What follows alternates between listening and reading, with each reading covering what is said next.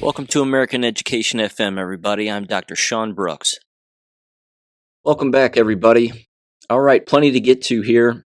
Let me dive right in. First of all, of course, the Supreme Court ruling 9-0 to keep Donald Trump on the presidential ballot in Colorado, of course. And then you probably heard that the state of Maine has decided to basically rescind their decision to try to make that stick for obvious reasons, because now a precedent has been set.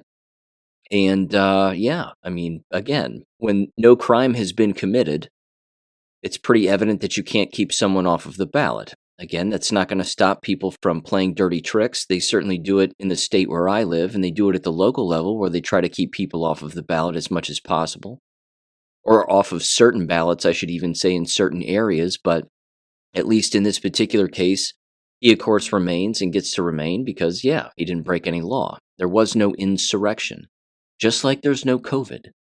See, they just ram these fake words home, and then everybody just blindly believes it. It's ridiculous.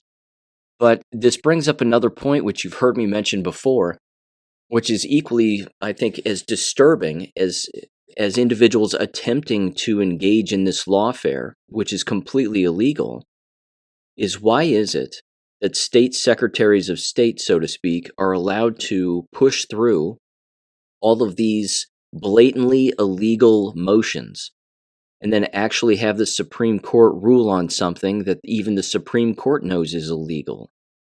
Again, where are the repercussions for that? Again, as a lawyer or as an individual who's an elected official? I mean, there are none. This lawfare game is allowed to take place, and people are allowed to get away with all of this. And again, make up as many lies as they want in order to have some result that they desire at the end, only, of course, to have that entire ruling come down on top of their head like a sack of rocks. And at the exact same time, there's no legal ramifications after the fact. They don't get to take their law license away. They don't get to look at them and say, you brought forth something that's completely illegal because no crime was committed. You wasted this amount of money. You wasted all of this time. And now as a result of doing all of that, well, you owe us. And you essentially just give them a giant bill. And you say, here you go, Secretary of State for Colorado. This is the amount of money that you wasted. Now this has to come out of your pocket. This doesn't come out of the state's pocket. This comes out of your personal pocket. I mean, watch what happens. This is there has to be again, I'm not a lawyer, okay? I mean, everybody knows that. I'm not a lawyer, but there has to be a law on the books if there isn't already. So there's either a law on the books that's completely being ignored, which, let's face it, that wouldn't surprise anybody, but there has to be a law on the books that keeps people from doing this, that it keeps people from bringing these ridiculous lawsuits and this ridiculous lawfare into account to the point where it actually reaches the Supreme Court, again, overturned with or ruled against in a 9-0 ruling. And again, where even the justices themselves are basically saying, I can't believe it even got to this point because the Constitution is pretty flippin' clear. And here's what it says, and this is the way that it's always been, and that's it. Again, the asinine nature of the fact that such a thing even gets to be brought to the Supreme Court, or any court for that matter, is a huge problem. Because again, they haven't learned anything because no one's gone to jail.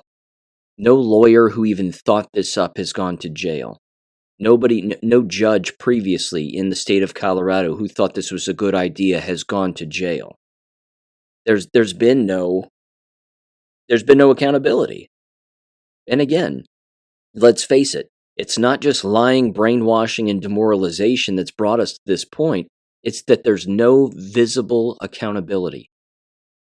And I'm going to hit on that throughout this particular episode, certainly at the beginning here with some of the other geopolitical things that are taking place in a little discussion I want to have, but this is the huge problem. And I'm going to keep beating this horse. It doesn't matter how much tendonitis I get in my elbow. I'm going to beat this horse to the end of time. If we don't see something happen on the justice end of things, the likes of which numerous generations have not seen. And I'm talking public executions. I'm talking about handcuffs and shackles, dragging these people through the street to where we can actually see them being arrested. And we know that what's coming for them is the ultimate end. If we don't see these things, then it's not going to send a shockwave throughout the world and certainly throughout our country that's going to fix anything. We have to have accountability at a level that we've never seen before. And we know what that is. Again, we have a pretty good idea as to what we want that to look like. We have this preconceived notion in our heads as to what we want that to be. Again, people jokingly have called for pay-per-view hangings and this, that, and the other. That doesn't necessarily have to happen, but what we do have to see is we have to see the usual suspects, we'll call them. We know their faces. We have to see it. We have to see these people disappear. And I'm not talking about, getting on a plane in, for Gitmo that no one sees, no one tracks or pays attention to, that doesn't make its way to the mainstream media, so on and so on. We have to see this. We also have to see these media apparatus, this entire apparatus in the media, rather, be destroyed. We have to see the CEOs and presidents of these organizations be arrested. Again, if we aren't seeing this, it's not going to send the suicide weekend shockwave throughout our country that we want to see. So all kinds of words get to, are allowed to be used, like retribution and this, that, and the other. But the fact is that we just have to see it. No more words. A time has to come here in the near future. Certainly, I would say within the next year, full 365 days from now, that we have to see something. And if we don't, I'm telling you, we've either been let down on a massive scale, or it really is just, again, the tail wagging the dog, and the left hand is shaking the right hand, and we're all being duped and we're all being tricked. And again, if that's the case, think of the ramifications of that, both in the short term and the long term. Yes, massive deportations of illegals have to take place, and we have to see that. Yes, I want to see stupid leftists and even people who are dumb on the right try to stand up for, these illegals being here and getting in between National Guard or ICE agents who are trying to arrest them and actually arresting them, and then they get arrested as a result of trying to hinder and obstruct that investigation or that arrest. That would be awesome. I would love to see that, but we have to see it. There was also this, let me mention this too. Victoria Nuland, who was the Undersecretary of State for Political Affairs, she has now resigned, allegedly. And again, this is certainly a good thing, but at the exact same time, think of the death that is on her hands. Think of the blood that is on this woman's hands. This monster has been operating on a clandestine level within our government, but also being, of course, visually out there for people to see, certainly during congressional hearings and a few other things. But she's been directly tied to Ukraine and moving money there. She's been openly engaging in money laundering. And then, of course, murder. Not to mention human trafficking, child trafficking, and bioweapon warfare and development that's been going on in Ukraine for a very long time. She's neck deep in this. But this is the kind of person, again, that I'm talking about, where we have to be told that they've been arrested. If they've resigned and they're no longer in the administration, do they have immunity or don't they? I mean, it's my understanding that they don't. They're not a president. They were holding a government position the same way that anybody would. But again, it brings into question, where is this government immunity or immunity term get used on a constant basis? It's a little confusing for my taste. The fact is that a rope is the ultimate equalizer. And this woman has engaged in treason, sedition, and all the other crimes that I just mentioned. And that's at face value. That's just the stuff we know about. And it doesn't take an investigator to look into that. I mean, that's just out in front, right in our face. So again, Victoria Nuland is another example of an individual who's been working against the interests of the United States and innocent people, and she has to go permanently. There has to be something else that happens. But these people don't get to just disappear into the ether and then get a Georgetown University job where they get to lecture everybody about the important work that they did and what an honor it was to serve our country and Donald Trump's an asshole and all this other stuff. I mean, that has to stop too. Again, harboring a criminal at these universities, which again are just basically catch basins for all of these corrupt politicians, which I know is redundant, but even so, that has to stop also. We just have to start seeing things that we've never seen before. So that leads me to this now. And I'm going to provide a bit of context to this particular discussion, and I'll even link this in the description below. And I'll do my best again because I'm sort of discussing this particular discussion, which you probably haven't heard nor listened to, but I want to bring it up briefly because it really is interesting and it ties in a number of different angles. But then again, it brings me back to a series of themes and a series of points that I've made that I think just I have to consistently repeat. In one of the chat boards that I follow, I came across an old podcast episode from what is called the Black Pilled podcast. And it's two guys. And, they're well-intended dudes. I mean, they basically want the same kinds of stuff that we want, by and large. And they were talking with an old researcher. She's not old, but they were talking with an internet researcher who went by the handle of Amy Says WTF. So her name is Amy, and it's Amy Says WTF. And she does some pretty good work. And certainly within this discussion, which is about an hour and 30 some odd minutes long, the discussion that they have, by and large, has a lot to do with secret societies, but also specifically Donald Trump's associations with secret societies and the Italian mob.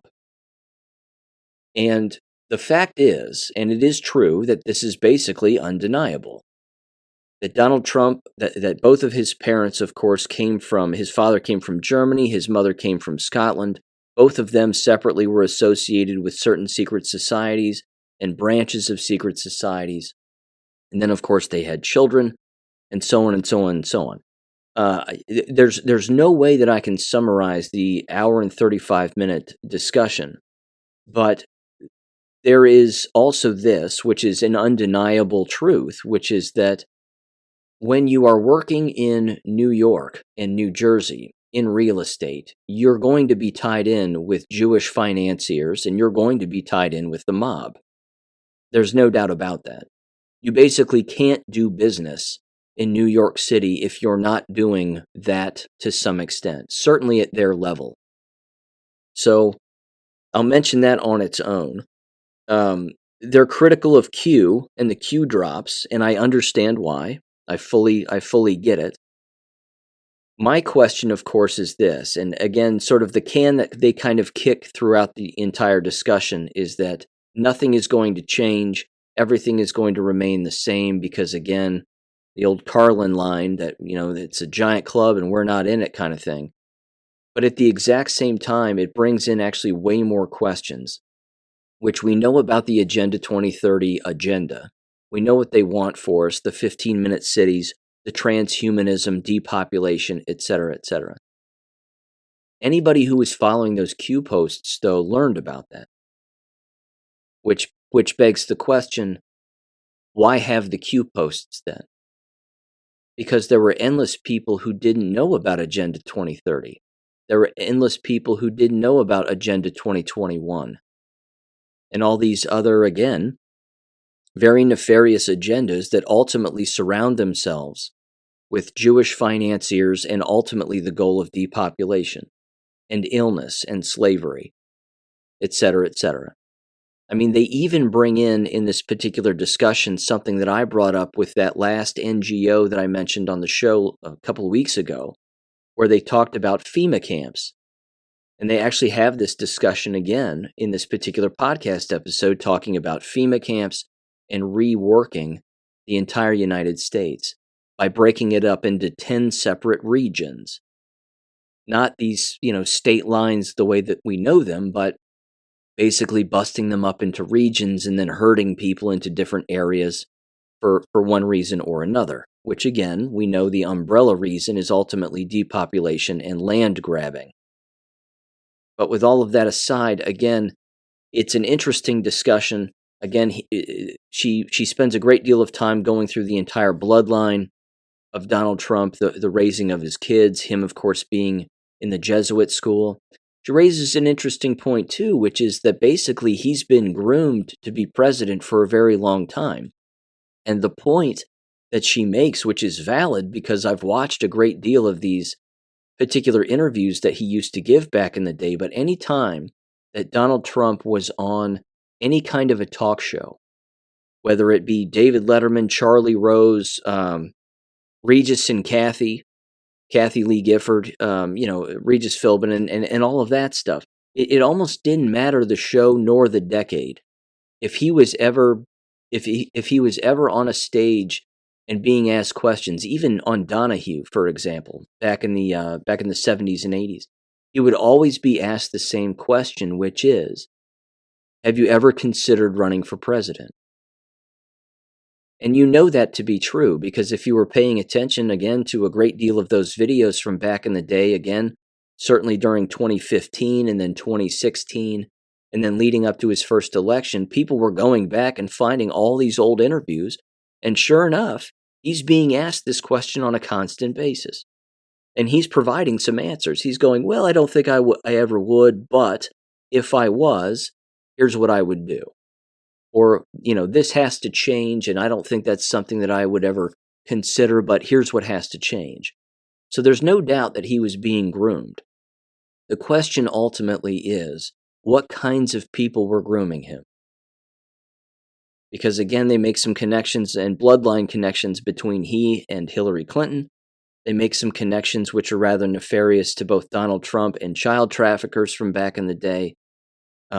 An old prime minister of Spain, for example, and a number of other individuals. Again, it's an interesting discussion, and I'm not saying that they're accurate on everything, because of course there are certain questions that they don't ask, and certain conclusions that they don't want to reach.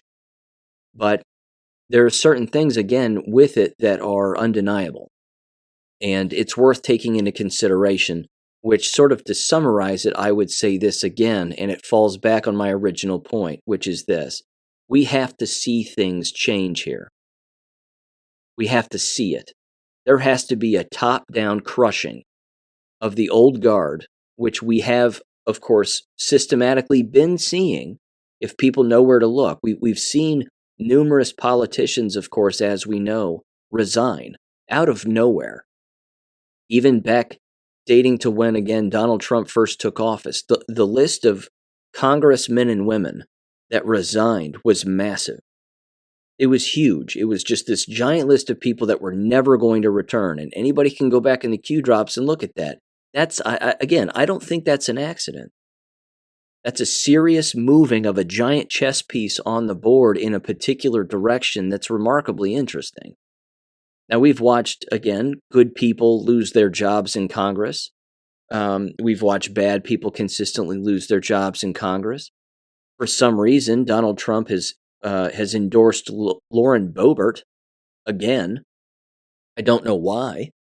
Are you telling me that you can't find somebody who's not a divorced whore to take over and be a better representative of that particular district that she represents in the state of Colorado? I mean, I think you can.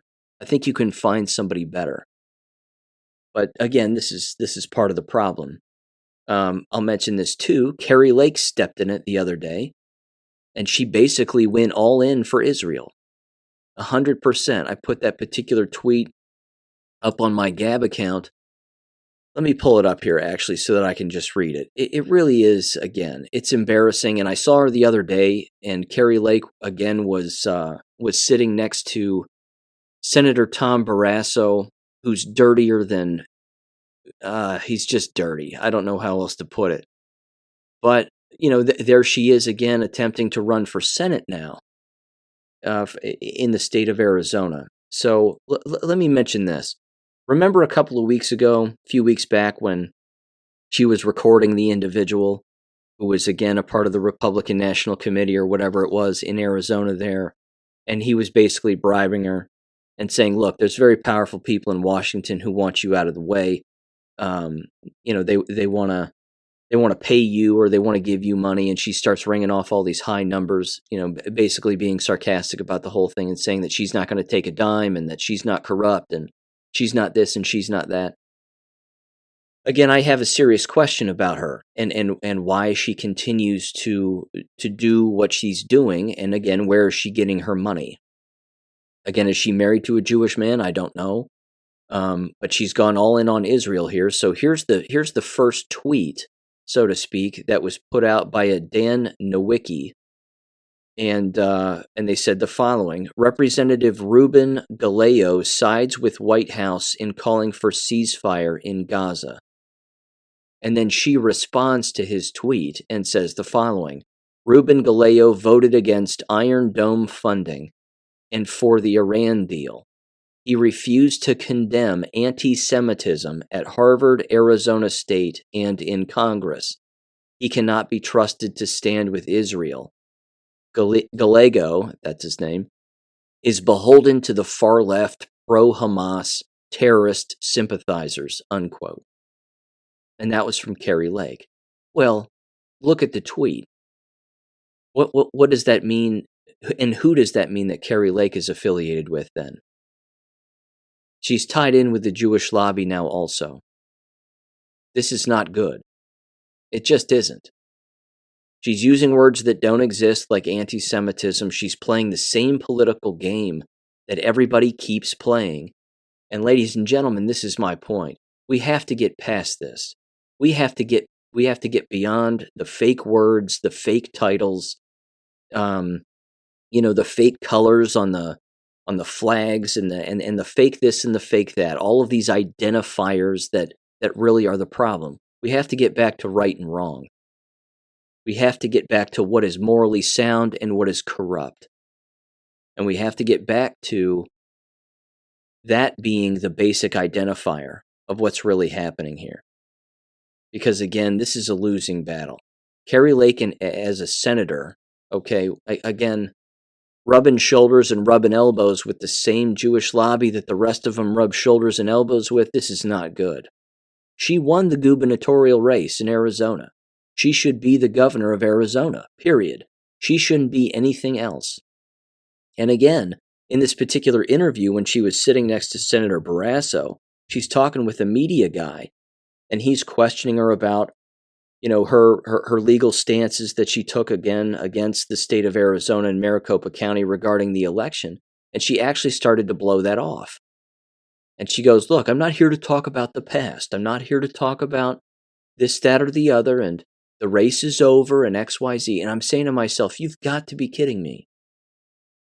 If you don't stand for the fact that there was fraud, and you don't consistently stand with that all of the time, and now you're trying to run for senator, you're trying to do this or do that, what are you doing? You're trying to gaslight all of us now. Now you're just gaslighting people, and that's not helping anything either. Again, this game, the way that it gets run in our country, and the way that, frankly, it's been run around the world for a very long time, it's got to change. It has to stop. All these clubs, these cliques, these societies, all the way that everything is being run, it has to stop eventually. Something has to happen in order to make it all go away. Again, that could be biblical prophecy that takes it all down. I have no idea. But it has to be something that's massive. We have to get back to just people doing the right thing for the sake of doing the right thing, not because they're receiving money from a lobby that has been controlling all sides of the equation from the word go. That's not going to move the ball forward. That's not going to move the needle. And Kari Lake just made herself irrelevant. Again, it doesn't matter if she's saying it to receive money or receive certain favoritism in a certain direction. It really doesn't matter. She's just made herself irrelevant. And again, warmongering, as even Lauren Witzke said on Gab, warmongering, she said this. She said, warmongering and demanding foreign escalation is not the way, Carrie. And she's 100% right. It isn't. It shows that she's not learning. It shows that she's not seeing the endless videos that we've seen of children getting their skulls crushed in because a building falls on top of them from a bomb that we paid for, that we gave to Israel to bomb innocent people who had nothing to do with anything ever. It's absurd, but it has to stop. And people have got to just start being objective and not be afraid.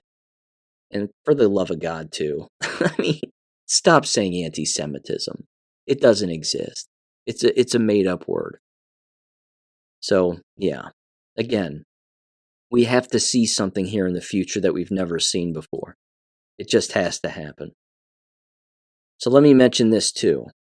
Again, we've talked numerous times on this show about the different playbooks that are certainly in play, or plays that are in play regarding what may or may not happen in or around a particular election.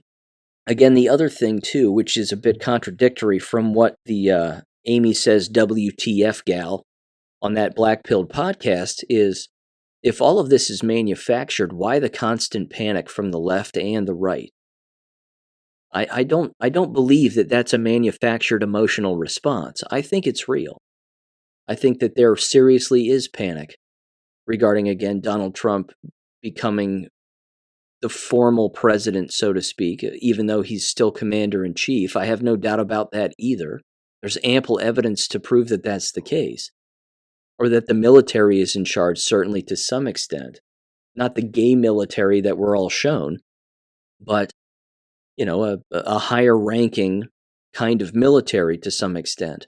But even so, this was from the Federalist just this past week, and it was titled, "Democrats Are Already Planning Their Own Insurrection If Trump Wins."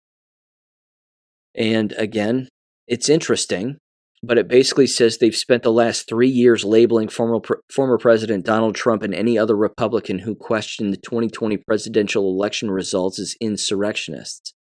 It says, but as their efforts to either imprison Trump or throw him off of the ballot have shown, they are ready to do just about anything to ensure that he can't win a second term in 2024. But with President Joe Biden failing in the polls and Trump demonstrating that he could win, they need a backup plan if the courts won't do their bidding. Well, they're losing in the courts, which is interesting, which means what's one of the last things that they can do here? They're pulling out all the stops, of course, by bringing back Jon Stewart, John Leibowitz, his real name. And they're bringing him back again to indoctrinate an entire new generation of college students who actually still watch TV and actually listen to The Daily Show as if these comedians or these washed-up comedians are actually news-related people, which we, of course, know that they aren't. So, what's one of the last tactics that they have in their quiver, so to speak? It's violence. They have violence and they have the media. That's it. So we're back to basically the same 2020 playbook all over again with a little of 2016 sprinkled on top. You take the violence of 2016, you take the violence of the summer of 2020, and you sprinkle that on top of a media that we know can bend a narrative to have the brainwashed masses basically believe anything that they see and hear. And then, well, what if they just take it again? What if the media just steals the election one more time? Again, they're panicking in the media also regarding Donald Trump because they're afraid of what might happen with them. Knowingly going along with treason and sedition and 1,000 other things. Now, yes, it's legal for the media to lie to people, and we know that. But if they're in coordination, as we know they are, with the CIA, the FBI, and any of these hidden insurrectionists, these real insurrectionists that exist, certainly the Obamas and Valerie Jarrett and a number of other names, well, we have to see these individuals then again be arrested. We have to see things regarding even them that we haven't seen before. But I have, again, no doubt that massive people are going to vote. I have no doubt that there have been numerous measures put in place in a number of states. I saw a map about it just the other day. Again, there are numerous states that have put in voter ID, by and large. You have to show picture ID now. Again, it begs the question, it begs numerous questions. Again, who's looking at the ID? Who's the poll worker looking at the ID? And then, of course, what kind of ID does it have to be? Does it have to be a legal American driver's license, or can it be, Miguel Rodriguez's whatever? Can it be his work visa? Can it be, some other temporary work-related ID for illegal aliens that an individual is allowed to have, as long as they can show where their address is locally and that they're actually voting in the right area? Is that person going to be allowed to vote? Most certainly. And again, therein lies a bit of the problem. But again, I've talked about what might happen on election day, and of course we've got massive primaries coming up, and I'm recording this on Super Tuesday, so we know that there's going to be shenanigans no matter what. But I think we're going to get a sprinkling of a little bit of everything. I think we're going to get massive voter turnout like 2016. I think you're going to get a little of the media stealing it and stealing the narrative like in 2020.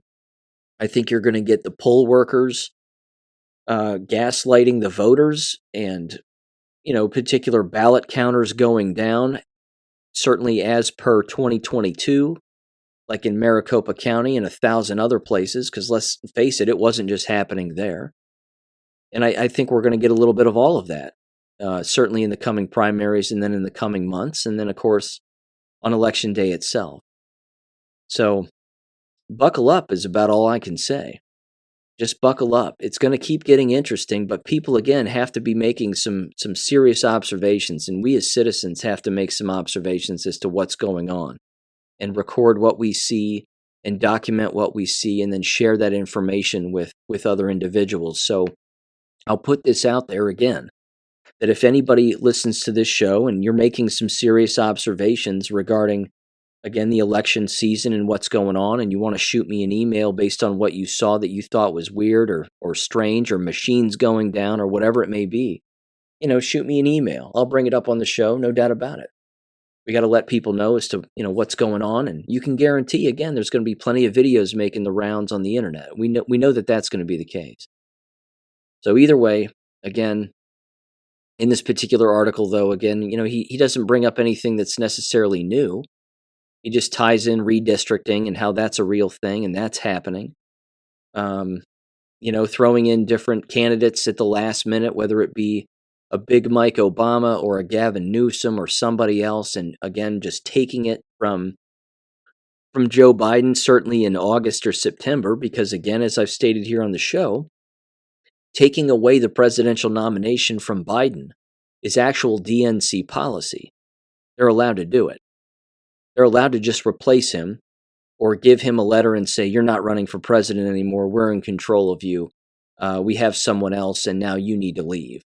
I mean, what's he going to do? Say no? He'll leave. He'll exit stage left, and then they'll replace him with somebody that nobody voted for on the left.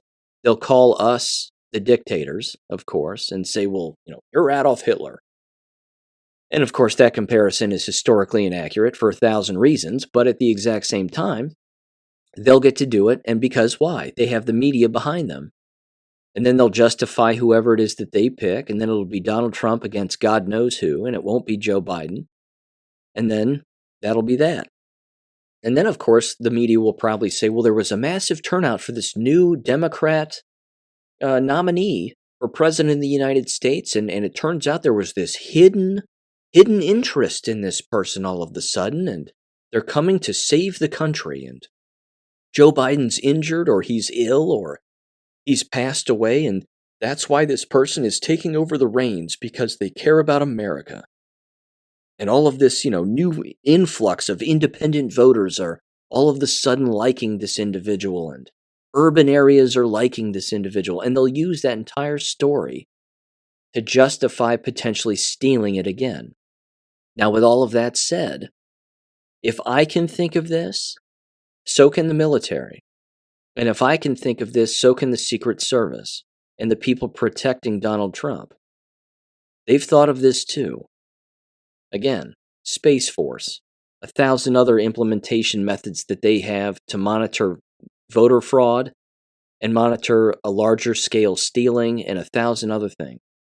Drop boxes, the mail-in voting, this, that, and the other. They have to have tracking places in place in order to monitor this so that they can catch these people.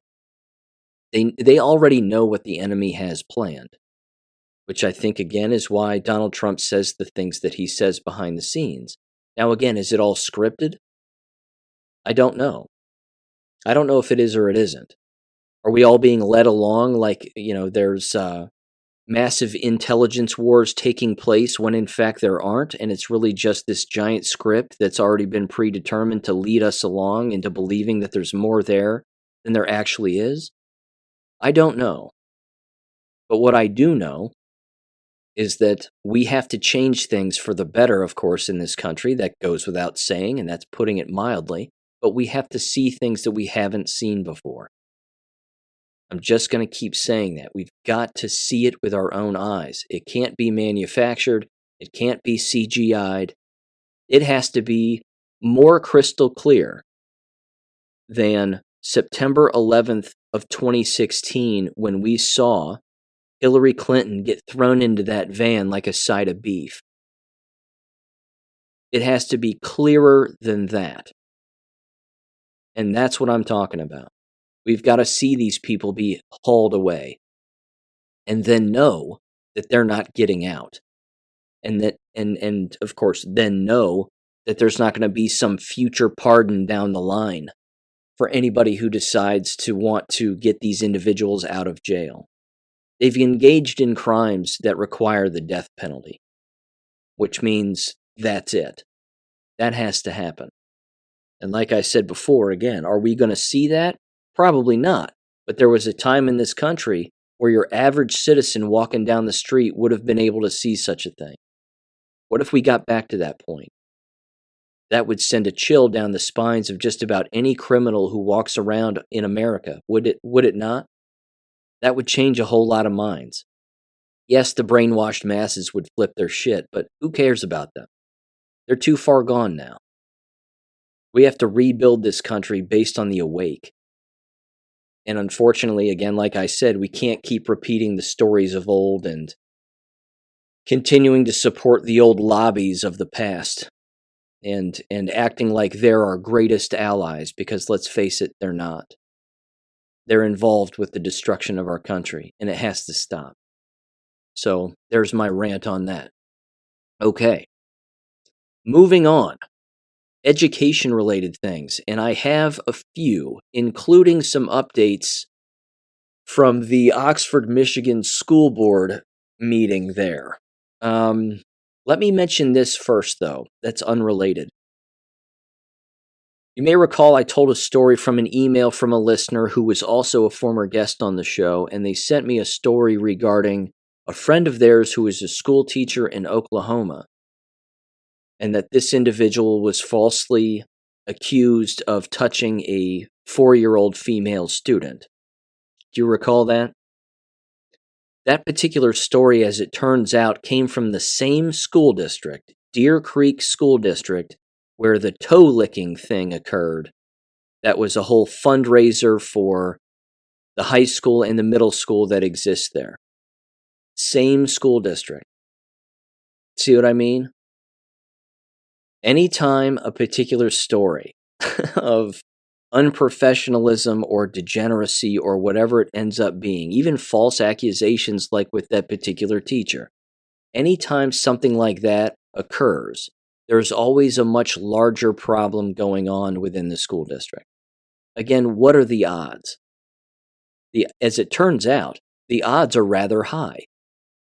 Again, to stretch back very quickly to my own experience, when I taught school, the principal of the middle school who was covering up all of the sexual grooming and the physical abuse of students at the hands of teachers, this was, sexual crime followed this person into their new high school position when they became the high school principal.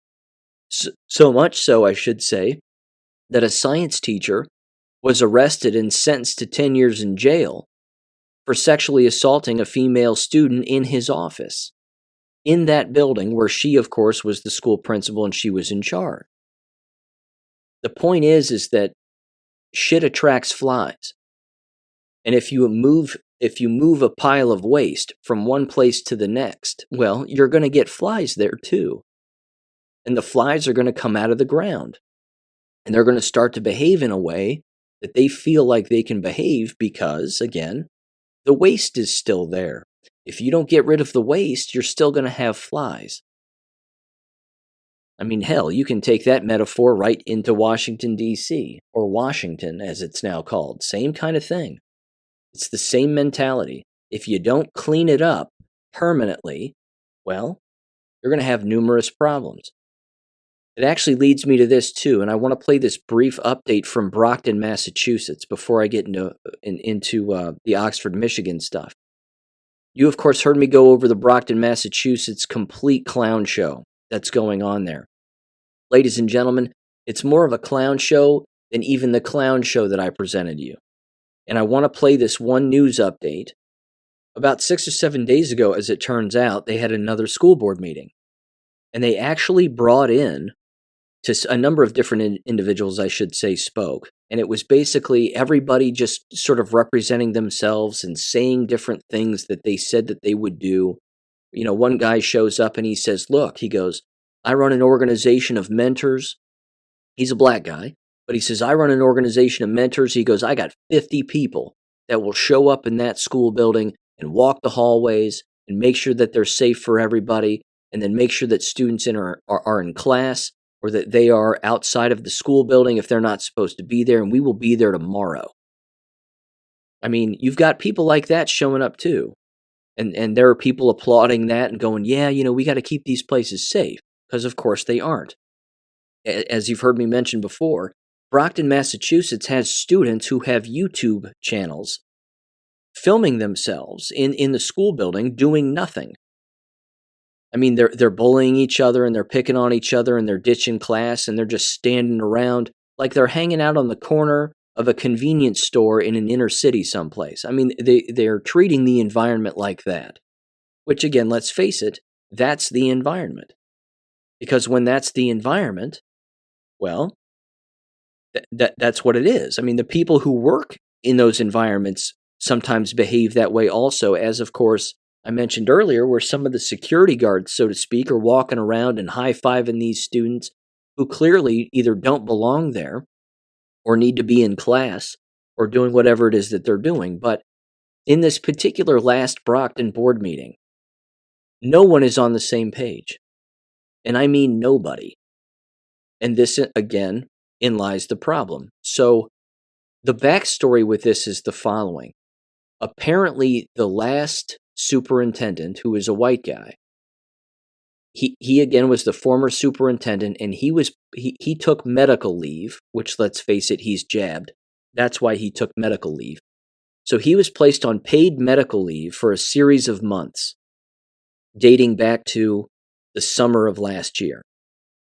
And they brought in this interim superintendent who, again, as you've heard me describe, is kind of this very slow, overweight black guy who doesn't really get down to brass tacks, and he wants more committees, and he wants more people to just talk with one another, and let's get students involved, and all that cliche nonsense that you hear all of the time, again, among people who don't know how to lead their way out of a wet paper sack.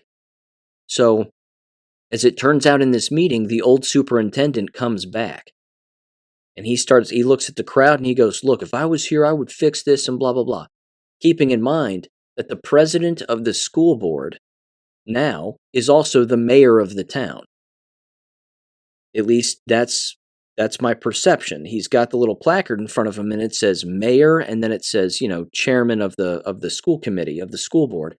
So he then shouts open and he goes, I wasn't getting the proper invoices, and I wasn't getting this, and I wasn't getting that, and I was getting them too late, and that was on the superintendent's watch, and, blah, blah, blah. So there's multiple reasons why they put him on leave.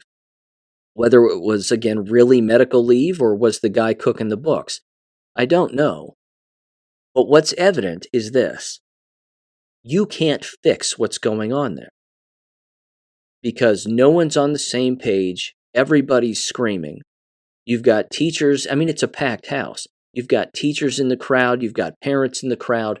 And everybody's clamoring to try to get back to a time that no longer exists, which is a time when everybody was brainwashed and a time when everybody was asleep. They're literally trying to go back to a Brockton, Massachusetts of the 1950s, which will never happen. It's just not going to happen. You have too many gangs, too much drugs, too much delinquency, too much brainwashing, and the brainwashing, ladies and gentlemen, is among everyone. It's among everyone. I even played the clip on a previous episode of one of the so-called awake school board members, and he was one of the guys calling for the National Guard to show up. Of course, that fell through, and the National Guard isn't going to show up, and they've been told as much that that's not going to happen. But this was also the same guy who said, hey, look, the National Guard does good stuff, like deliver COVID vaccines. Well, that pretty much defines him, doesn't it? That defines his level of brainwashing. So it doesn't matter who you're talking to in that environment. They've all lost the plot. And they're all trying to pick up mercury with a fork, and they're all trying to swim in a lake-sized pool of quicksand. And they're not going to make it. None of what's going on there is going to last. And none of them apparently know anything about homeschooling. Continues to be remarkably embarrassing. What is my kid going to do? And I have examples in emails that I'm going to read here in just a minute, a little bit, regarding that from the Oxford Community School District in Oxford, Michigan. Same thing. These people have no idea that homeschooling exists, and that home learning exists, and that it doesn't require parental involvement. I mean, let's face it, when you send your kids to an American K-12 brick-and-mortar school on a day-in and day-out basis, you're not involved as a parent either. What makes you think that that's what homeschooling is? What makes you think that as a parent, you have to be hovered over your kids' shoulders all day long at the kitchen table while they're doing a number of things, hopefully learning the truth? The fact is you don't have to. That's not how it's designed. So let me get to the audio here from Brockton. And again, this is their local news affiliate, Channel 5. And again, all hell breaks loose. So give this a listen in 3, 2, 1.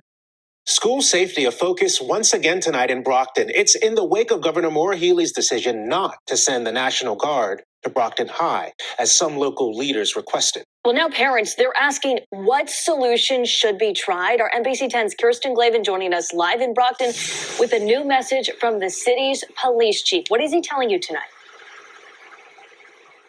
Yeah, we did hear from the chief of police who recommended a revamp to the school safety plan, which she says hasn't been updated here within the past decade.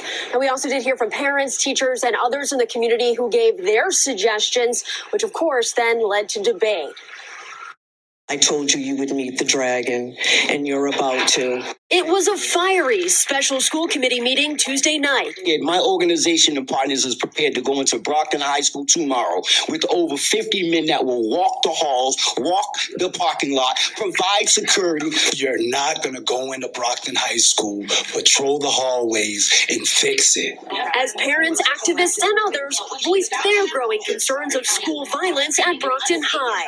Will tonight finally be the night that you share with all of us what policies and procedures that are going to be put in place immediately? Brockton's chief of police saying last year 1,100 calls for service were made district-wide, with more than 80 of them coming from the high school. This academic year, she says just over 800 calls have been made, with about 40 coming from the high school. In looking at the school safety issues, I found the school district's most current security plan is approximately 10 years old. The chief highlighting 4 ways to bolster security, including an assessment to update the security plan, tightening classroom security, controlling school access, and personnel training. Some teachers saying that's not enough. This is the first year I've ever thought that I could be her. You have that few who are really bad, and they're so bad. Meanwhile, the school committee also voting to place Superintendent Michael Thomas on paid administrative leave after he rescinded his retirement notice. If Mike Thomas was here, this stuff at the high school, you know, would not be happening. Thomas upset and still under scrutiny after a $14 million deficit in the 2023 school budget.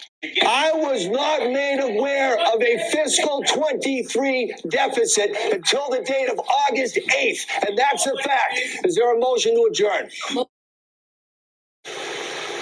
Now, no official decisions were made tonight in terms of school safety, but the school committee did say they will continue to have these conversations with the police chief, most likely in executive session. We're live here in Brockton tonight. I'm Kirsten Glavin, NBC 10 Boston. Again, the only thing that's happening there is just kicking the can down the road. They're wasting endless time, and they've all lost the plot. Every single one of them is brainwashed. All of them. They've all believed endless lies that have gotten themselves in the pit of where they are now. No accountability, making excuses, supporting hard left-wing ideological laws and ideologies that have led them to where they are now. And then, of course, you sprinkle a biological weapon on top of it, and no one's thinking clearly. They don't know why they don't have substitutes. They don't know why they don't have teachers. They don't know why no one from outside wants to come in.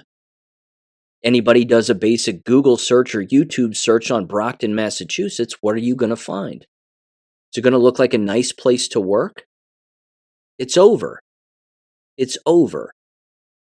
And again, one of the largest points which continues to grind my gears really does have to do with the parents that consistently just go there and try to clamor for the old days and assume that they can just snap their fingers and turn things around. You can't. I mean, one of those guys, again, walked up to the lectern, and I haven't watched the whole meeting, so full context, I haven't. So I don't know the specifics of what every single person said, but in that clip, one guy walks up to the lectern and goes, "You can monitor the halls all you want. You're not going to fix the problems here."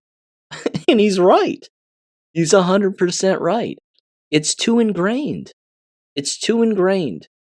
Everything that we're all experiencing right now are generations after generations after generations of lying and believing lies. The school system in America has got to go. You know I'm an abolitionist. I don't support anybody who wants to reform it, keep it propped up. None of that. It has to go. It just has to go. You have excellent teachers, by the way, as I've stated before, always losing their jobs too. And they're losing their jobs for the most basic safety things. Even Libs of TikTok put this out the other day, and it was a story of a male school teacher in his mid-30s being forced to resign because he was feeling the pressure from, again, the satanic mob and the school board, because he was trying to keep a biological male out of the female's bathroom. And then again, the students came after him and started screaming at him. Probably, I assume that's what happened. And then, of course, it makes its way to the internet, and then it's Mr. So-and-so was trying to keep a transgender student from using the bathroom of their assigned gender and blah, blah, blah.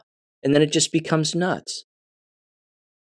Ladies and gentlemen, no truth is in these environments.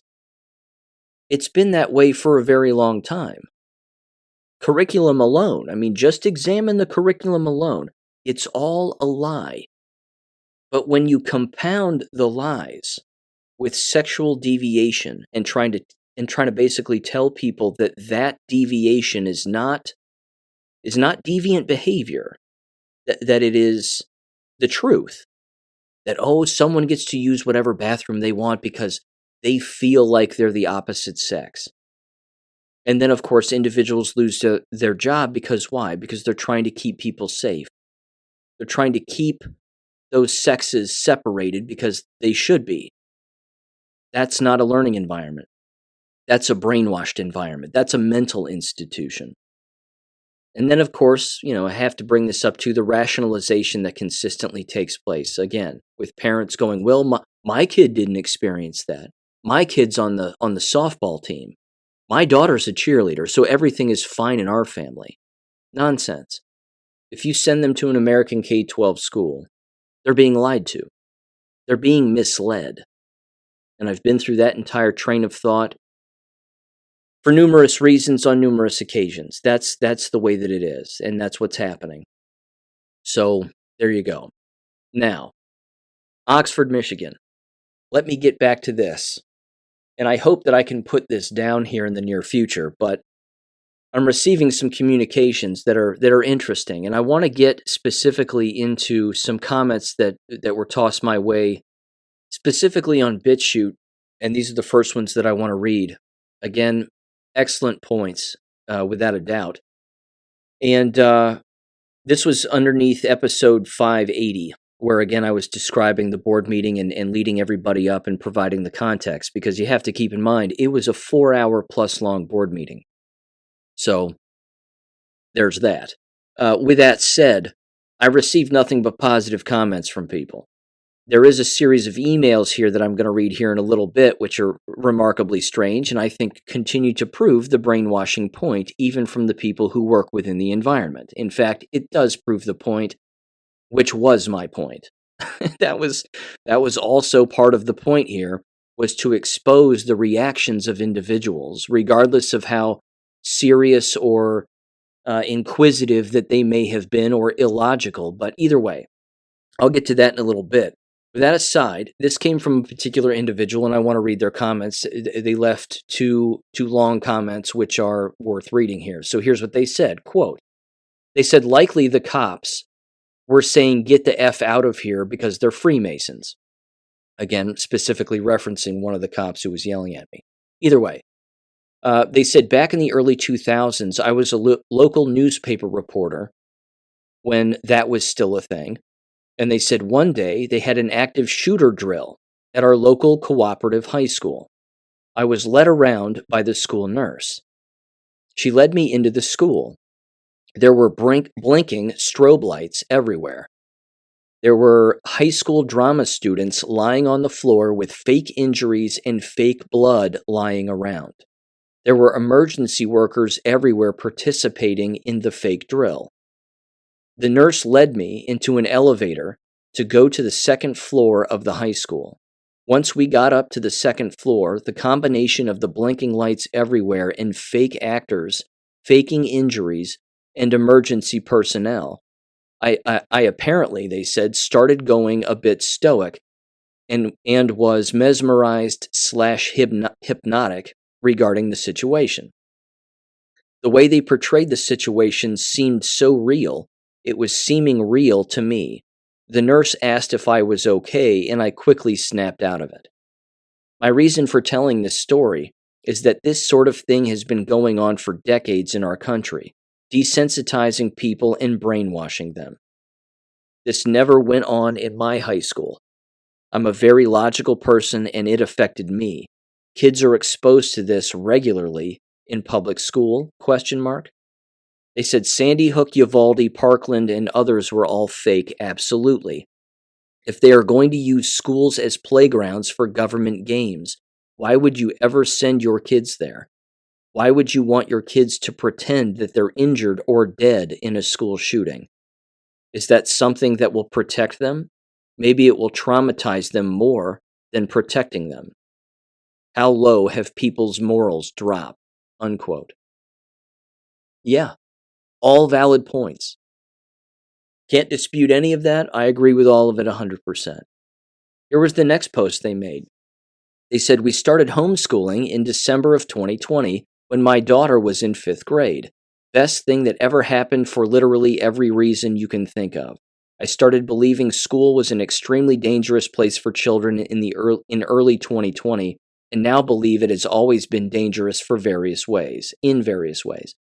They said, I'm glad to hear you recommend Abeka, as it seems to be easy to use, and I know an adult who used it as a child and is now using it for his young kids. We use Memora Press mostly, but have different circumstances. Aside from math, in which my daughter is advanced several years beyond public school standard and has been since kindergarten, her second favorite subject for the past 3 years has been ancient Greek. She's also studying logic at levels far past what I studied in the logic course I took in college, and she loves the subject matter. The synapse myelin development that results from learning this type of information does not happen in public schools. I am of the opinion that public schools basically teach how to behave in a horde and to follow ill-advised instructions from a person who is not very intelligent, yet is deemed to be in charge. I think your podcast is excellent. I have shared your links with several friends. Thank you for posting, unquote. You're welcome, and thank you for listening again. Again, everything that they said about the homeschooling, home learning environment is 100% correct. Your child is going to be more well-mannered. They're going to be safer, which is going to increase the opportunity to learn and retain information and have full cognitive development. The aspect of it that has to take place, of course, is that in those home environments where you assume that they are more safe, certainly than they are in a public school building, which, let's face it, they are, by and large, certainly the vast majority, you still have to teach your children about the dangers of the world. And you still have to, of course, leave the home, as everybody does, and drive around and go into public places and point out particular behaviors of people that are inappropriate and that are wrong. And say, see those people over there? See what they're doing? See how they're standing that way? What do you think about that particular situation? What do you think about those individuals? Do they need to be there? Do they look suspicious? You have to teach people about their intuition and teach minors about their intuition and their instincts. I mean, this has to happen because this, again, will help you raise vigilant citizens of America. And we need more of them, who, of course, are not brainwashed. That's a big aspect of all of this, too. But again, as logical as those posts are, one of the reasons that I spoke there also, and there were many, certainly I would say this, one of the hinging reasons why I spoke there was because of all of the half-truths and the lying that was taking place.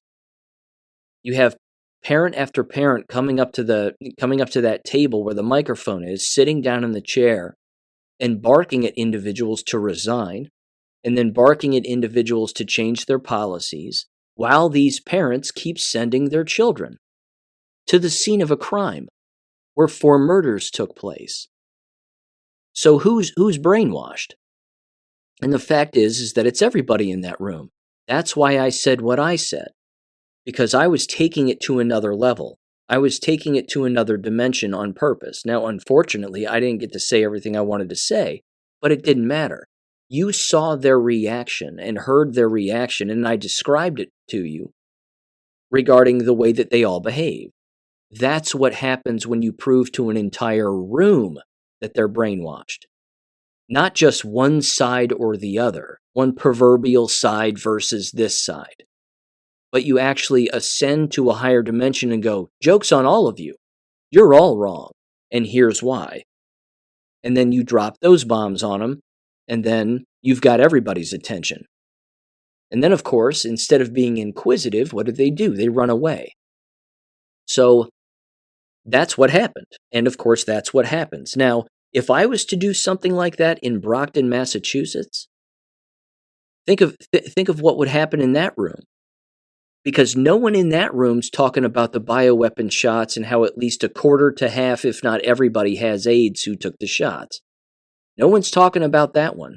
No one's talking about fake school shootings in Brockton, Massachusetts, and how lying and brainwashing are really your enemy, and the people lying and brainwashing you are really your enemy. No one's mentioning that.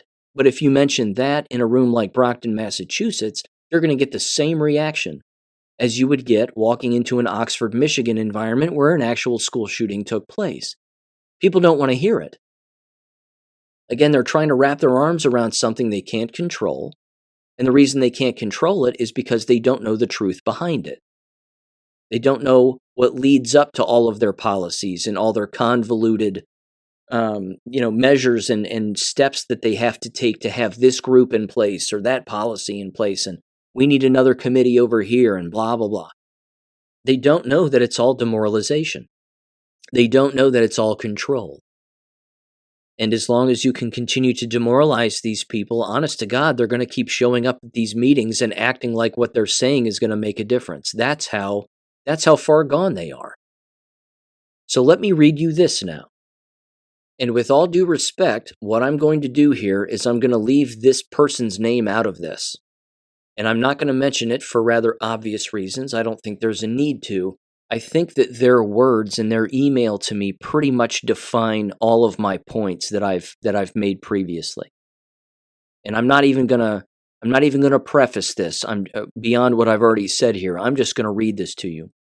I received a series of emails, 3 in particular, from a parent in the Oxford, Michigan school district who was actually at the meeting.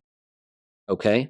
So I received feedback, but let me read you what they wrote me. And I received this, I believe, on Sunday evening.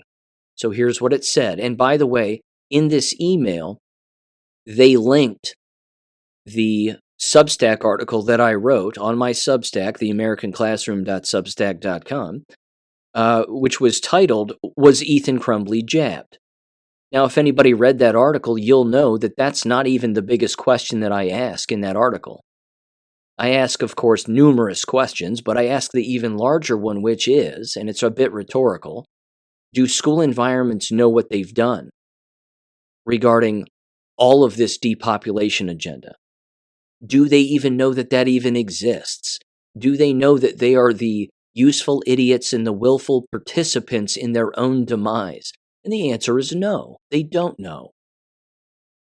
So again, prion disease is a real thing. Mental decline among the shot recipients is a real thing. Is it among everybody? No, but it is a very serious symptom.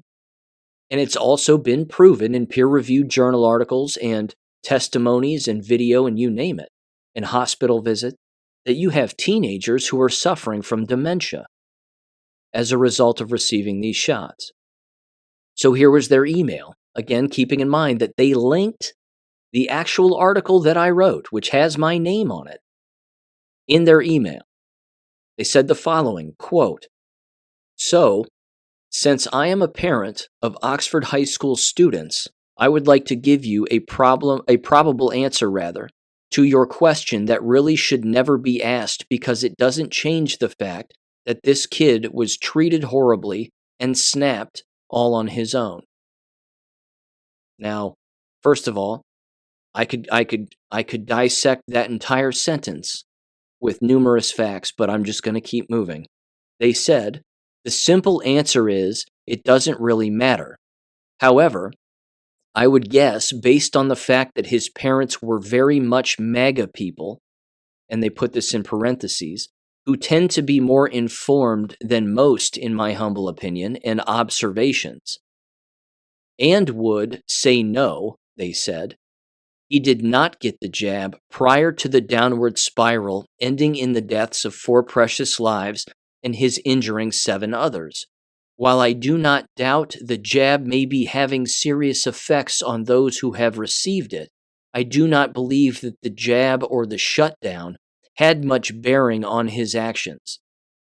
He has been messed up in the head since he was 6 to 7 years old, if you paid any, capitalized, attention to his Miller hearing or mother's trial. And then they said, thanks for bringing this information regarding the mental health problems connected to the jab. And then their name. So, out of the gate, this person is basically all over the place. Again, I could dissect the email line by line, but I'm not sure it's worth it. I hope you heard sort of the back and forth, up and down confusion of their statements. First of all, again, I watched the entire trial. I was beyond aware of the Miller hearing. I watched the preliminary hearings. I know that the kid was jacked up, but nobody's going to be able to justify to me that forcing masks on people, telling them that if they don't mask up, they're going to get expelled, and yelling at them and 1,000 other things, along with those shutdowns and the entire psychological operation that took place, and all of it actually being a lie, that didn't cause students to snap. You're never going to convince me of that, because the facts are the exact opposite. Of course it caused people to snap. People who were in their late teens, early 20s, fresh out of school and working, were killing themselves because they lost their job, because they weren't allowed to go to work anymore because, COVID and a pandemic, quote unquote. So, is it beyond the realm of a possibility that someone would want to kill somebody else because they themselves have snapped as a result of all of the control and the psychological operation that took place, et cetera, et cetera?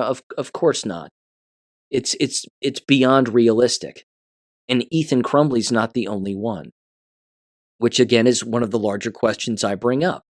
Are the shot recipients and the juice that these people are taking in these injections, is that being considered in any trial for any criminal based on their behavior and what they're doing? And the answer, of course, to that is no. Now, here was my email back to them, and I did respond. I said the following, quote, "Thanks for your email. I watched the preliminary hearings and the entire trial. I know that Ethan was jacked up. It was evident and self-explanatory. The larger question in the article is not if Ethan was jabbed. The larger question is whether or not these environments know what the shots are doing to the mind frame of those who take it. MAGA or not is irrelevant. If you don't think that the fake shutdowns over something that doesn't exist didn't or doesn't contribute to the mental decline of people, it certainly did. The suicide rate skyrocketed as a result. I said, I'm sorry you keep sending your children to a place where 4 murders took place. People don't go to restaurants when there's a bad review online, but people keep sending their children to a district where 4 murders took place, ? My recommendation is you stop doing that. The school board will never change. You have to change, unquote. And then they responded. And keep in mind, I never responded after this, and I'm not going to. And this email will prove to you why, as will their next email after this one. So based on my response to them, here's how they responded. You can't make this up. They said, quote, "I know the suicide rate has gone up, but there are many factors that play into that. Suicide was on the rise to begin with. The AOC theory that the world would end in now 7 years, Biden's bad policies and lockdown, you cannot say that it was strictly the lockdown that caused it. It has not been proven a causality, but a very strong coincidence." They continued, and it was, this is a bit lengthy, but they continued and said, "As to the jab, if your brain has clots in it, regardless of the jab or not, it is not going to work properly, and the malfunction is dependent upon which part of the brain was affected." None of that makes sense. They continued, they said, "I do not believe we are on opposite sides here. I just believe the jab is not the only mitigating factor on the state of mental health. Mental health has been in decline for decades. It definitely has been more obvious since the bogus COVID shutdown." Oh, okay. So I was right then. They continued. They said, "I heard a guy," and this is the kicker, so pay attention to this. Here we go. They then said this, "I heard a guy just this week who tried to tell us at the school board meeting that many mass shootings we've been told about never happened. I was waiting for him to name a specific school because I know for a fact it did happen at the school I was waiting for, but he was escorted out while he was naming school shootings. That is a topic I will not tolerate people lying about for political reasons. All I could wonder is if he went around to other schools and told them the same line he was trying to feed us. The only thing I can say is he finally got a response from one cold-hearted school board member who has reacted to nothing in 830 days. And then, okay, so let me comment on that. You get what I'm saying here? This person is emailing me, talking about me, Sean Brooks, not knowing that it's me.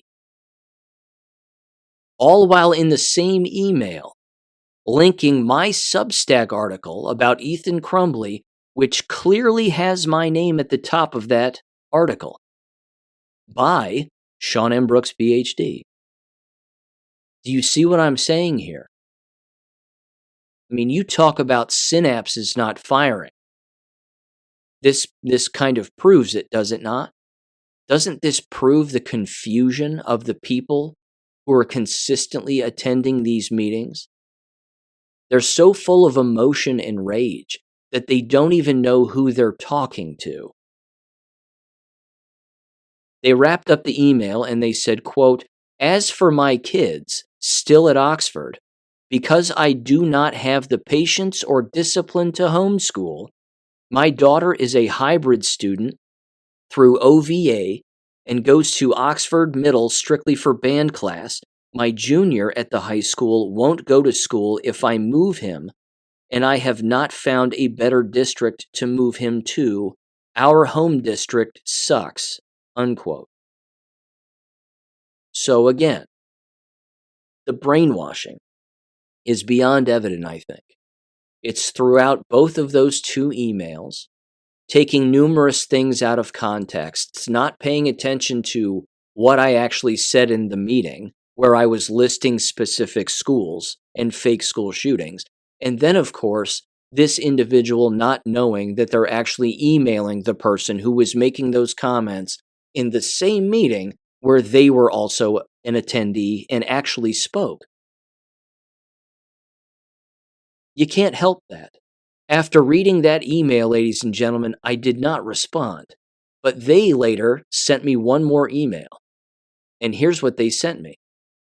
It was the following day, and they simply said, quote, "How did you get my email anyway? I don't think I have ever listened to your podcast, and I don't know you." Unquote. Again, I got nothing on this. I got nothing.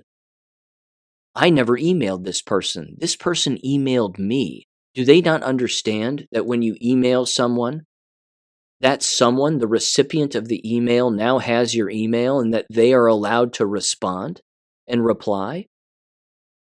And that I actually did that and that they then replied back to me again?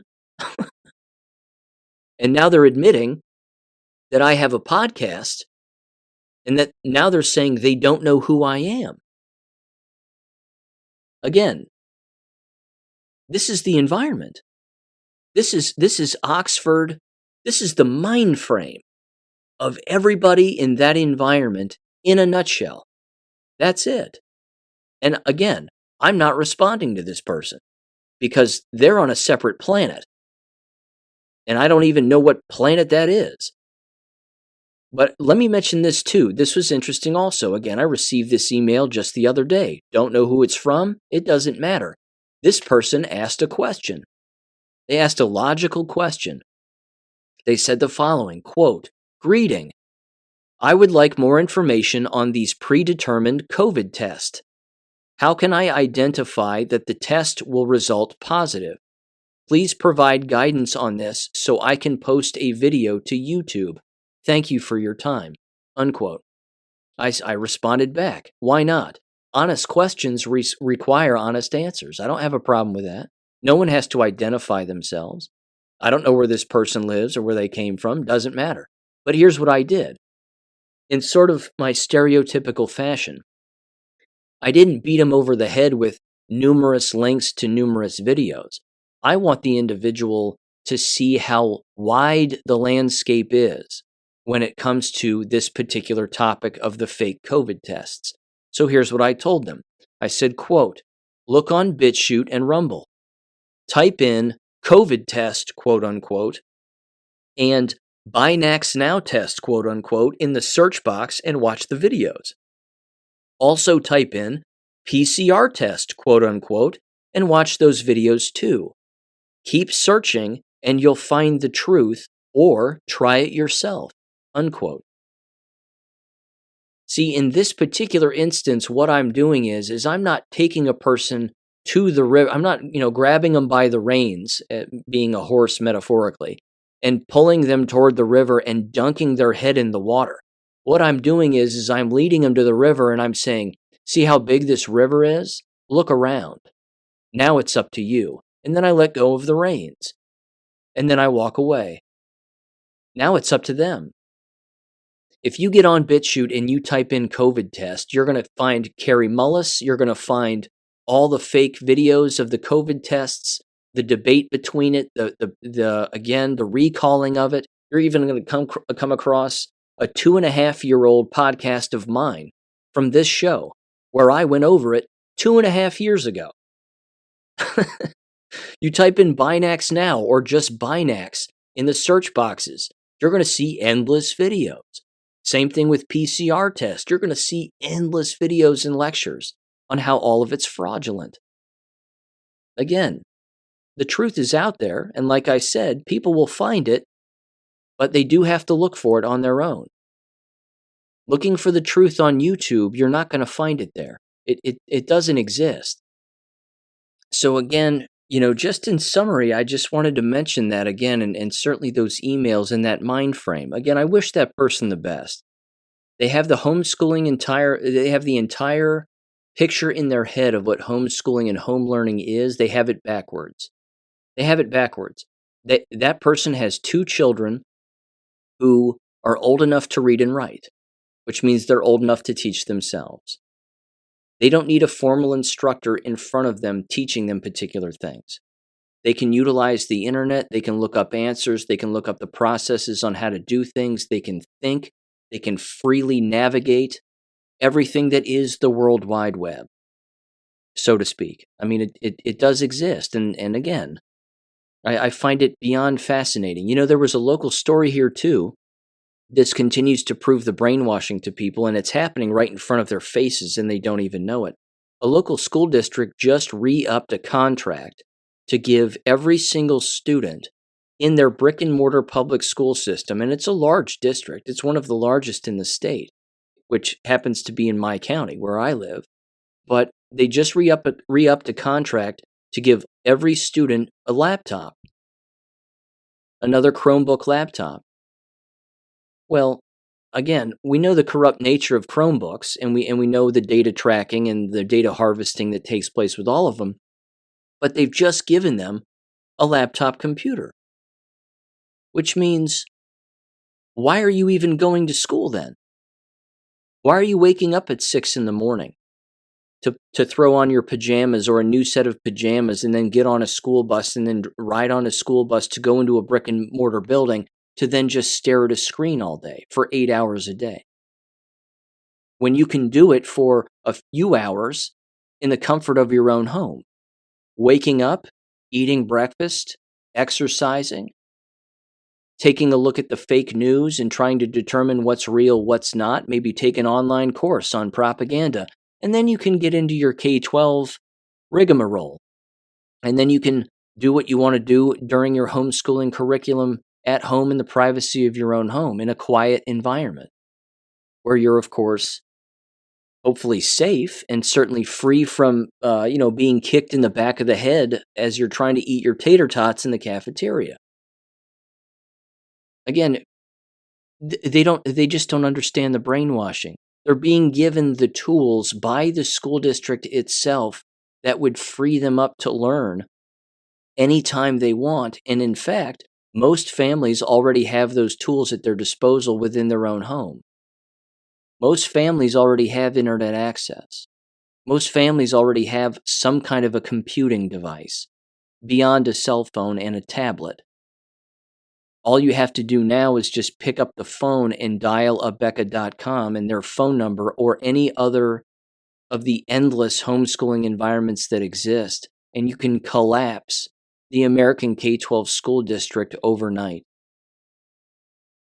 But again, they don't do it because they're stuck in the matrix. They're stuck in the system that they have to go to these places, that they have to be a part of a club or a group or a sports team or this, that, or the other. And how am I going to get into college? And how am I going to get a good job if I'm not engaging in extracurriculars? It's all bullshit. You're talking to a guy who's written numerous books, has plenty of degrees. None of that matters. And I didn't engage in extracurriculars when I was in high school or college. I hardly played on the baseball team. That's my that's my claim to fame when it comes to extracurriculars in high school. Well, Sean, I see that you don't have any extracurriculars. I mean, you played on the baseball team for a year and a half, but that's about it. Is there another club you're in? No, there's not a club I'm interested in. Nope, sorry, there isn't. Because I know how the game gets played. And I know that you don't have to jump through those hoops in order to play the game. But these parents, they're sending their kids into a meat grinder where literal murders took place, and they still openly admit to a complete stranger who ironically was in the same room that they were in that they don't have the patience nor the time as a parent to actually do something that in fact they don't even have to participate in. This is how thick it is, ladies and gentlemen. Government is the parent. They always want you to believe that government is the parent.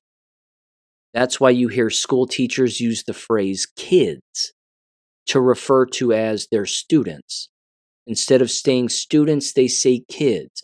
Instead of administrators saying students, they say kids.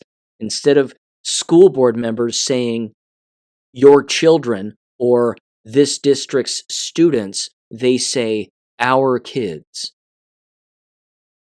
Because government wants to be the parent. Government wants your children to be their kids. Being a student doesn't matter to them. It's just a student of brainwashing and indoctrination over and over again. So there you go. It is exhausting, is it not? One last thing here, which by the way, as I'm recording, lots of text messages I'm receiving and even emails about particular social media sites going down and cybersecurity things happening here on old Super Tuesday and all of this other stuff. That's going to be something to pay attention to going forward also. Again, good guys and bad guys, I do believe that there really is, clandestine warfare taking place here behind the scenes where you've got bad guys doing particular things, but you also have good guys monitoring particular things back and forth, so on and so on. So, again, why is that taking place? What's the long-term motivation behind all of it? Your guess is as good as mine. But it is happening nonetheless. There was this last thing which I wanted to make a comment on. Jab-related. Certainly nefarious, I think, to say the least. And it fits right in, frankly, with other points that I've made in the past regarding the controllers of the so-called freedom movement with the whole COVID lie. In one of the last episodes of the 5 Docs where Dr. Lee Merritt was on with Dr. Northrup and Tenpenny and Pilevsky, Dr. Merritt brought up how the wellness company is basically controlled by the CIA. And the wellness company's website is twc.health.com, if I'm not mistaken. And I just wanted to ring off the names of the individuals associated with this particular company. Your wellness visionaries, it says on their website under the About Us section. A Foster Colson, the founder and chairman, explains the origins of the wellness company alongside the chief medical board, it says. And there's a YouTube link of this Foster Colson describing the wellness company. Now, here are the individuals who are on the chief medical board: Peter McCullough, Drew Pinsky, Dr. Drew, Harvey Reich, and James Thorpe. Again, Harvey Reich participated in the last Ron Johnson meeting. Peter McCullough has participated in the past meetings in the past. Certainly, Drew Pinsky's trying to get out in front of all of this because he was a mask-wearing goon to begin with, but now, wouldn't you know it, he's now apparently on the right side of things, so he thinks.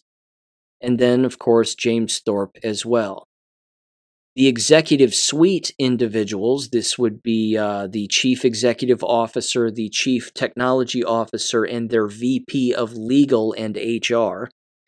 For the CEO, you have Peter Gilloy, I'm saying that right. As their chief technology officer, you have a Ryan Bonet, if I'm saying that right. And their VP of legal and HR is a Lauren Bradford. And then their leadership team is made up of 8 people.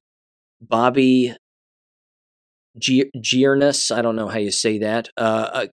Katie Davy, Melissa Airy, Haley Luer, if I'm saying that right, no chance. Dr. Hadar Sophia Elbaz. There's a title. There's a name, rather. Paul Alexander is on this also. Dr. Ben Tapper, and then Mariah Green. So, CIA connections, allegedly, so says Dr. Lee Merritt. I have no reason to doubt her. She hasn't been wrong yet on a great deal of things. She, of course, doesn't associate with these people. She's not affiliated with them. And what's interesting is that the 5 docs are openly starting to talk about this more and more. They're openly talking about these particular clubs, cliques, and groups that are pushing a narrative that is not accurate. And the 5 docs are basically by themselves on their own, and they're openly talking about, again, how they've been ahead of the curve of this for a very long time because they consistently learn. They're not so much in it for the money. They're in it to share the truth with a great deal of people. And that's a very good thing. So there you go. With that said, ladies and gentlemen, thanks for listening. Head on a swivel, of course, as always, during this election year, and certainly these primaries. The bad guys are up to no good. No doubt about it. With that said, I'll catch you on Friday. Peace. Thank you for listening to American Education FM. Make sure and check out AmericanEducationFM.com for more information. Take care and God bless.